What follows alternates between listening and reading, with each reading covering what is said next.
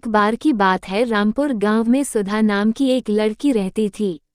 वह देखने में बहुत सुंदर थी, लेकिन उसकी एक आदत खराब थी कि वह खाना खराब करती थी। वह ज्यादा खाना लेकर खाना फेंक देती थी। कुछ समय बाद उसकी शादी हो गई। उसकी सास ने उसको तिजोरी की चाबी और बाकी सभी जिम्मेदारी सौंप दी और बोला कि वह अभी तक अच्छे से घर चलाती आई है, अब सुधा को सही से घर चलाना है। सुधा ने अपनी सास की बात को कबूल किया। सुधा इसके बाद अपने पति से बार बार कभी चीनी, कभी चावल और कभी दाल मंगवाती थी। जब उसकी सास को इस बारे में पता चला तो वह सुधा को बोली कि तुम महीने भर का राशन एक बार में क्यों नहीं मंगवाती। सुधा ने बताया कि वह एक साथ मंगवाती है, लेकिन वह कम पड़ जाता है। सुधा की सास ने इसके बाद पता लगाने के लिए कि राशन कहा जाता है, रसोई में थोड़ी नज़र रखनी शुरू कर दी। कुछ दिन रसोई में देखने पर उसको पता चला कि सुधा ज़्यादा खाना बनाती थी, जिससे बहुत सारा खाना फ्रिज में पड़ा रहता था। उसने सुधा को खाने की अहमियत के बारे में सिखाने की सोची। एक दिन उसने सुधा को बुलाकर कहा कि हमारे पहले वाली नौकरानी के बच्चे की तबीयत ठीक नहीं है, मुझे वहाँ जाना है, क्या तुम भी चलोगी।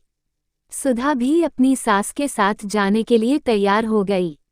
अपनी नौकरानी की बस्ती में जाकर सुधा की सास ने कहा कि मैं अभी रास्ता पूछ कर आती हूँ। इसके बाद सुधा वहीं खड़ी रही। सुधा ने एक घर के अंदर देखा तो एक छोटा बच्चा भूख के कारण रो रहा था। उसकी माँ ने अपने अनाज के सभी बर्तन देखे, लेकिन वो खाली थे। ये देखकर सुधा को रोना आ गया। कुछ देर बाद उसकी सास आई और उसको अपनी नौकरानी के घर लेकर गई। नौकरानी के घर जाने पर उसका लड़का बीमार लेटा हुआ था। जब सुधा की सास ने बीमारी का कारण पूछा तो नौकरानी ने कहा कि वह एक घर से बचा हुआ भोजन लेकर आई थी, लेकिन उसको नहीं पता था कि वह खाना खराब था, जिससे उसके बेटे की तबीयत खराब हो जाएगी। ये कहकर वह रोने लगी। कुछ देर के बाद सुधा और उसकी सास अपने घर आ गए। घर आने पर सुधा अपनी सास के गले लगकर रोने लगी।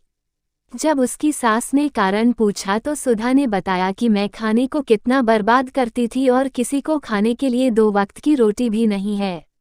उसने कहा कि अब से वह खाने को कभी बर्बाद नहीं करेगी।